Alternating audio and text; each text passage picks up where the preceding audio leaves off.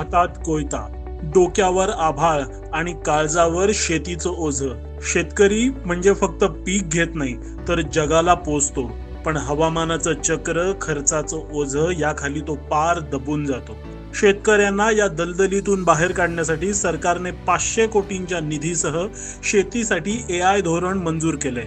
त्या अंतर्गत राज्यात फळ पिकं, ऊस पिकांसाठी AI चा वापर सुरू झालाय. AI in agriculture, 500 crore mission of AI in agriculture.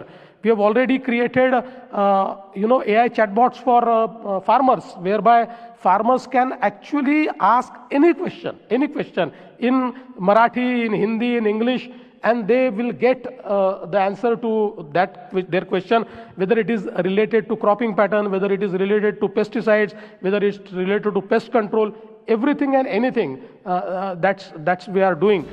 या अंतर्गत किसान ई मित्र सारखी ऍप्स, ड्रोन टेक्नॉलॉजी, कीटक नियंत्रण प्रणाली खास शेतकऱ्यांसाठी तयार करण्यात आली आहे.